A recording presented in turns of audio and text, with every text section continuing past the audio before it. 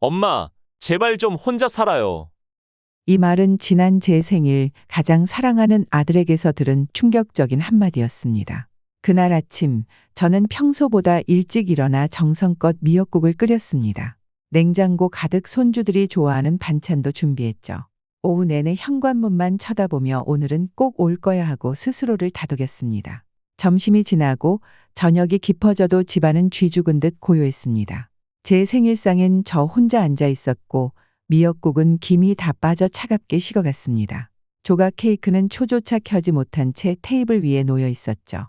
그때 띠링하고 휴대폰 알림이 울렸습니다. 큰딸에게서 온 생일 문자였습니다. 엄마, 생신 축하드려요. 바빠서 찾아뵙지 못해서 죄송해요. 선물은 돈으로 보내드릴게요. 그리고 잠시 뒤 둘째 아들에게 전화가 왔습니다. 엄마, 제가 요즘 너무 바빠서요. 다음에 꼭 시간 낼게요. 그런데 엄마, 이제 좀 혼자 사시면 안 돼요? 저도 제 가정이 있잖아요. 저는 순간 아무 말도 할 수 없었습니다. 돈보다 필요한 건 함께라는 마음인데 그 마음 하나 받기가 이렇게 어렵고 심지어 제가 짐이 되고 있다는 생각마저 들게 하는 걸까요? 여러분, 혹시 비슷한 기억 있으신가요? 내 생일, 설날, 명절 혹은 여느 주말, 자녀들이 바쁘다는 이유로 점점 멀어지고 예전 같지 않다는 느낌, 괜히 서운하고 눈물 날 것 같은 그 순간들. 어쩌면 그 이유는 우리가 자녀를 사랑하는 방식이 오히려 그들을 더 멀어지게 만들고 있기 때문인지도 모릅니다. 이 영상을 끝까지 보지 않으면 여러분의 소중한 자녀와의 인연이 멀어지고 있다는 사실조차 놓치게 될지도 모릅니다. 지금부터 여러분과 자녀가 다시 따뜻하게 연결될 수 있는 아주 중요한 이야기를 시작하려 합니다. 끝까지 함께 해주세요. 저는 올해 75세 된 평범한 엄마입니다. 두 아들과 한 딸을 키웠고 지금은 4명의 손주가 있습니다. 평생 자식들에게 부족함 없이 해주려 노력했습니다. 좋은 옷 입히고 맛있는 음식 먹이고 비싼 학원도 보내고요. 그들이 원하는 것이라면 뭐든 아낌없이 주려 했습니다. 그런데 어째서 자식들은 저에게 마음의 거리를 두는 걸까요? 제가 사랑이라고 믿었던 행동들이 왜 그들에겐 부담이 되었을까요? 오늘 이 시간 수많은 부모님의 가슴을 아프게 하는 이 질문에 대한 답을 함께 찾아보려 합니다. 이 영상을 지금 보지 않으시면 여러분은 자녀와의 관계에서 치명적인 오해를 계속 반복할 위험이 있습니다. 그 오해가 깊어지면 자녀와의 소중한 유대가 영원히 상처받을 수도 있습니다. 지금 바로 이 영상을 통해 그 오해가 무엇인지 알아보세요. 오늘 이 시간 우리 인생에서 가장 중요하면서도 가장 어려운 문제, 바로 부모와 다 큰 자녀의 관계에 대해 깊이 이야기해 보고자 합니다. 여러분, 앞으로 나올 이야기가 어쩌면 여러분의 오래된 생각을 흔들 수도 있습니다. 하지만 이런 불편함을 참고 들어주셔야만 자녀와의 관계에서 계속해서 똑같은 잘못을 저지르는 것을 막을 수 있습니다. 그리고 그 대가는 너무나 큽니다. 외로움과 단절, 이것보다 더 힘든 일이 또 있을까요? 우리는 모두 누군가와 연결되기를 바랍니다. 특히 부모와 자녀 사이의 끈은 그 어떤 관계보다 깊죠. 태어날 때 이어진 탯줄은 끊어졌지만 마음속의 끈은 평생 이어져 있습니다. 그런데 문제가 바로 여기에 있습니다. 자녀가 다 큰 어른이 되면 부모와의 관계는 반드시 바뀌어야 합니다. 하지만 많은 부모님들이 이 변화를 받아들이지 못합니다. 그리고 그 결과 자녀들은 서서히 부모로부터 마음의 문을 닫기 시작합니다. 놀라운 연구 결과가 있습니다. 나이가 들어서 행복하게 사는데 가장 중요한 것 중 하나가 바로 다 큰 자녀와의 좋은 관계입니다. 자녀와 사이가 좋은 어르신들은 그렇지 않은 어르신들보다 훨씬 더 활기차고 행복하게 산다고 합니다. 여러분의 편안하고 행복한 노년이 자녀와의 관계에 달려 있다고 해도 과언이 아닙니다. 제가 70여 년을 살아오며 깨달은 가장 중요한 진실 중 하나를 말씀드리겠습니다. 자녀는 우리의 소유물이 아닙니다. 그들은 우리를 통해 이 세상에 온 스스로 생각하고 결정하는 독립적인 사람입니다. 이 사실을 온전히 받아들이는 것이 얼마나 어려운지 저도 잘 압니다. 저 역시 세 자녀를 키우면서 이 진실과 늘 씨름해 왔으니까요. 하지만 이 진실을 외면한다면 여러분은 자녀와의 관계에서 돌이킬 수 없는 잘못을 저지르게 될 것입니다. 여러분, 우리 주변을 둘러보면 두 가지 종류의 부모를 만날 수 있습니다. 첫 번째는 너무 간섭하는 부모입니다. 이런 부모는 자녀의 모든 일에 지나치게 참견하고 자기 생각대로 자녀의 삶을 이끌려 합니다. 다 너 잘 되라고 하는 소리야. 라고 말하며 자녀의 선택을 존중하지 않죠.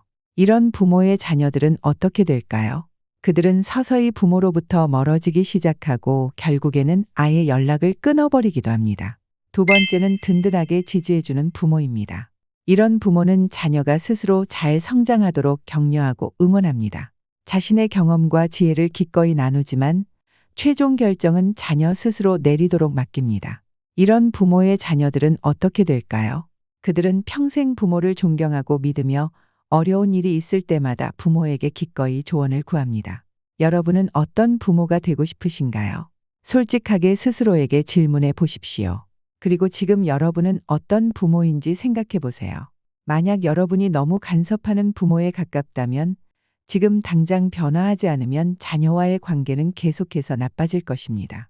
혹시 당신은 자녀와 전화 통화를 할 때 이런 말을 하고 계신가요? 결혼은 언제 할 거니? 그 회사는 정말 괜찮은 거니? 집은 언제 살 거니? 이런 말들이 사랑이라는 이름으로 자녀에게 얼마나 큰 부담을 주는지 알고 계십니까? 불편한 진실을 말씀드리겠습니다. 때로는 우리가 사랑이라고 믿었던 행동들이 자녀의 자유로운 생각을 방해하고 그들만의 성장을 가로막고 있을 수 있습니다. 그리고 그 대가는 자녀와의 관계가 멀어지는 아픈 결과로 돌아옵니다. 제 친구 미숙 씨 65세 전직 교사의 이야기를 들려드리겠습니다.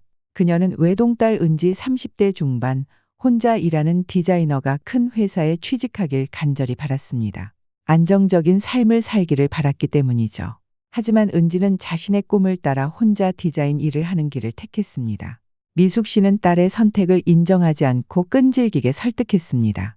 그렇게 불안정한 일을 해서 나중에 어떻게 살려고 하니? 엄마는 너를 위해서 걱정하는 거야.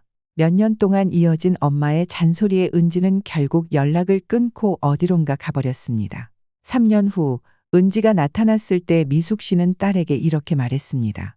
내가 그렇게 사라졌을 때 내 심장이 얼마나 아팠는지 아니? 하지만 은지는 차갑게 대답했습니다. 엄마의 걱정이 저에게는 너무 큰 짐이었어요. 저는 엄마의 말대로 살지 않으면 안 될 것 같은 압박감에 너무 힘들었어요. 이 말을 들은 후 미숙 씨는 큰 충격에 빠졌고 그 후 딸과의 관계는 좀처럼 좋아지지 않고 있습니다. 여러분, 이런 가슴 아픈 상황을 피하고 싶지 않으십니까? 지금 이 순간 여러분의 선택이 여러분과 자녀의 미래를 결정합니다. 자녀가 진정으로 자기 삶을 사는 어른으로 성장하기 위해 부모인 우리가 반드시 알아야 할 3가지 아주 중요한 원칙이 있습니다. 이 원칙들을 모른 채 지낸다면 여러분은 자녀와의 관계에서 돌이킬 수 없는 잘못을 저지를 위험이 있습니다. 1. 자녀의 삶의 간섭을 멈추는 용기.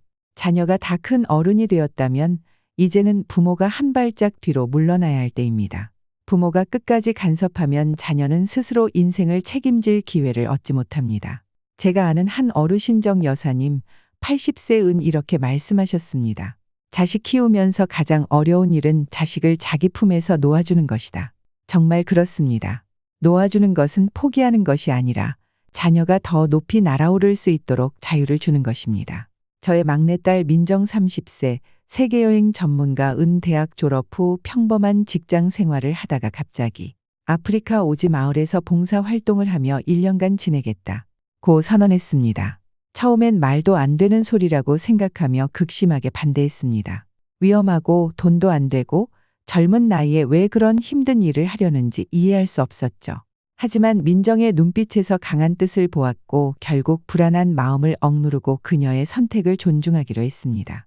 1년 후 민정은 몰라보게 단단하고 지혜로운 사람으로 돌아왔습니다. 그녀는 봉사 경험을 바탕으로 국제구호단체에서 일하게 되었고 지금은 그 누구보다 열정적으로 자신의 삶을 살고 있습니다. 만약 제가 그때 그녀의 선택을 막았다면 민정은 자신만의 길을 찾지 못했을 것이고 저와의 관계도 멀어졌을 것입니다. 2. 자녀의 실패를 받아들이는 지혜. 실패는 성장하는 데 꼭 필요한 과정입니다. 자녀가 실패했을 때 꾸짖거나 내가 그럴 줄 알았다 고 말하지 마십시오. 대신 괜찮아, 다시 시작하면 돼 라고 따뜻하게 말해주세요. 제 둘째 아들 태호 40세 새로운 사업 시작가는 야심차게 시작했던 사업이 잘 안 되어 큰 빚을 지게 되었습니다. 그때 제가 그를 비난하며 그러게 안정적인 회사에 다니라고 했잖아 라고 말했다면 어땠을까요? 아마도 그는 너무 좌절해서 다시 일어서지 못했을 것이고 저와의 관계도 돌이킬 수 없이 나빠졌을 것입니다. 하지만 저는 이번 실패는 다음 성공을 위한 귀한 경험이 될 거야. 엄마는 늘 내 편이다. 라고 말해 주었습니다. 태호는 다시 힘을 내어 새로운 사업에 도전했고 지금은 성공적인 사업을 이끌고 있습니다. 그는 항상 제게 엄마의 믿음이 저를 다시 일어설 수 있게 해주었어요. 라고 말합니다. 3. 부모 자신을 위한 행복을 찾는 삶. 정말 중요한 진실을 말씀드리겠습니다. 부모는 자녀를 키우는 사람이지 자녀를 위해 모든 것을 다 바쳐야 하는 존재가 아닙니다. 여러분의 끝없는 희생은 사랑이 아니라 때로는 자녀에게 큰 부담이 될 뿐입니다. 제 친구 경숙 씨 70세는 평생을 자녀 뒷바라지에만 썼습니다. 자신의 꿈, 취미, 친구들과의 관계를 모두 포기하며 오직 자녀만을 위해 살았죠. 그런데 어느 날 그분의 큰아들 정우 40대 초반가 이렇게 말했다고 합니다. 엄마는 항상 저를 핑계로 엄마 인생을 살지 않는 것 같아요. 그게 저한테 얼마나 큰 부담이 되는지 아세요?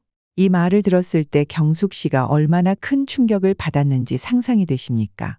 평생 자녀를 위해 희생했는데 그것이 오히려 자녀에게 짐이 된다니요. 하지만 이것이 진실입니다. 부모가 자신의 삶을 즐겁게 살 때 자녀도 자신만의 길을 당당히 걸어가고 싶어집니다. 부모의 행복한 모습은 자녀에게 너도 내 삶을 사랑하며 살아도 괜찮아라는 메시지를 전합니다. 저는 은퇴 후 처음으로 제 자신을 위한 시간을 가졌습니다. 평생 배우고 싶었던 그림을 그리기 시작했고 동네 주민들과 함께하는 독서 모임에도 참여했습니다. 처음에는 이렇게 나 자신을 위해 시간을 쓰는 것이 이기적인 것 같아 마음이 불편했습니다. 하지만 놀랍게도 제가 행복해지자 자녀들과의 관계도 더 좋아졌습니다. 이제 자녀들은 제게 엄마, 요즘 어떤 새로운 취미를 시작하셨어요? 라고 물어봅니다. 그리고 제가 새로운 것을 배우고 즐기는 모습을 보며 자랑스러워합니다. 제가 저 자신의 삶을 살기 시작하자 자녀들도 더 이상 저를 돌봐야 할 부담으로 느끼지 않게 된 것입니다.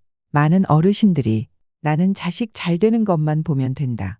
고 말합니다. 하지만 이런 생각이 얼마나 위험한지 아십니까? 자녀의 행복에만 자신의 행복을 걸어버리면 여러분은 자신의 행복을 스스로 조절할 수 없는 다른 사람에게 맡기는 것입니다. 그리고 그것은 여러분과 자녀 모두에게 엄청난 부담을 줍니다. 지금 이 순간부터 자신만의 인생 목표를 세우세요. 자녀가 아닌 여러분 자신을 위한 버킷리스트 살면서 꼭 해보고 싶은 목록을 만들어 보세요. 그리고 하나씩 실천해 나가세요. 여러분이 행복해질수록 자녀와의 관계도 더 건강해질 것입니다. 한 연구에 따르면 은퇴 후 새로운 취미나 목표를 가진 어르신들은 그렇지 않은 어르신들보다 우울증에 걸릴 확률이 70% 낮다고 합니다. 그리고 더 중요한 것은 이런 어르신들의 자녀들은 부모와의 관계에 더 만족한다는 점입니다. 여러분, 자녀를 진심으로 사랑한다면 먼저 자신을 사랑하세요. 그것이 바로 자녀에게 줄 수 있는 가장 큰 선물입니다. 마지막으로 혹시 당신은 자녀의 돈벌이를 방해하고 있지 않나요? 부모가 자녀의 돈줄이 되어선 안 된다는 것을 꼭 기억해야 합니다. 경제적인 도움, 얼마나 많은 부모가 이것을 사랑의 표현이라고 생각하시나요? 하지만 지나친 경제적 지원은 자녀를 망칠 수도 있습니다. 자녀가 힘들 때마다 돈으로 해결해주면 결국 그들은 스스로 독립적인 삶을 살아가지 못하게 됩니다. 심리학자들은 이를 금수저 증후군이라고 부릅니다. 항상 돈을 부모에게 의지하게 되면 자기 능력에 대한 자신감을 잃게 되는 것이죠. 부모가 끝없이 지원하면 자녀는 자신이 겪어야 할 실패의 무게를 부모에게 떠넘기게 됩니다. 어차피 망해도 부모님이 도와주실 거니까라는 편한 생각을 하게 되는 것이죠. 제 친구 선영 씨 65세는 60대 중반인데도 여전히 40대 아들 민혁 40세에게 매달 생활비를 보내고 있습니다. 아들은 회사를 다니지만 항상 돈이 부족하다며 부모에게 손을 벌립니다. 선영 씨는 어느 날 이렇게 말했습니다. 내가 아들을 너무 오래 도와준 것 같아. 이제 와서 끊을 수도 없고 내 노후 자금이 점점 줄어들고 있는데 어떻게 해야 할지 모르겠어. 이것이 바로 경제적인 의존의 함정입니다. 한번 시작하면 끊기 어렵고 결국 부모와 자녀 모두 불행해집니다. 자녀를 진짜 성공하게 만드는 방법은 스스로 돈을 벌고 책임지는 법을 배우게 하는 것입니다. 물고기를 잡아주는 것이 아니라 물고기 잡는 방법을 가르쳐야 합니다. 저는 손주들에게 용돈을 그냥 주는 대신 집안일을 도와주면 그에 맞는 보상을 주는 방식을 택했습니다. 그들은 이를 통해 돈의 소중함과 일의 가치를 배웠습니다. 지금 큰 손주는 대학생이 되었는데 아르바이트를 하며 스스로 용돈을 벌고 있습니다. 그리고 자랑스럽게 말합니다. 할머니, 제가 번 돈으로 할머니께 맛있는 거 사드릴게요. 사드릴게요. 이렇게 자녀가 경제적으로 스스로 설 수 있도록 도와주는 것이 진정한 사랑입니다. 당장은 어려울 수 있지만 길게 보면 그들의 인생을 살리는 일입니다. 부모가 믿어주고 기다려줄 때 자녀는 스스로 성장하고 진짜 어른이 됩니다. 이것이 부모가 자녀에게 줄 수 있는 가장 소중한 선물입니다. 바로 자유와 믿음입니다. 여러분, 자녀의 인생에서 한 발짝 물러서는 것은 두려운 일일 수 있습니다. 하지만 그것은 동시에 가장 위대한 사랑의 표현입니다. 그들이 자신만의 날개로 힘껏 날 수 있도록 용기를 주세요. 여러분이 놓아줄 때 그들은 비로소 스스로 설 수 있습니다. 그리고 잊지 마세요. 여러분의 가장 큰 성공은 독립적인 자녀를 키우는 것입니다. 자녀가 여러분 없이도 잘 살 수 있다면 그것이야말로 여러분이 부모로서 성공했다는 증거입니다. 오늘 이 영상에서 배우신 모든 원칙을 꼭 실천해 보세요. 여러분과 자녀의 관계가 더 건강하고 행복해질 것입니다. 그리고 그것이야말로 우리 모두가 바라는 것이 아닐까요? 여러분의 가정에 사랑과 이해가 가득하기를 진심으로 바랍니다. 이 영상이 도움이 되셨다면 좋아요와 구독 부탁드립니다. 여러분의 작은 관심이 더 많은 지혜를 나눌 수 있는 힘이 됩니다. 엄마, 제발 좀 혼자 살아요. 엄마, 생신 축하드려요. 바빠서 찾아뵙지 못해서 죄송해요. 선물은 돈으로 보내드릴게요.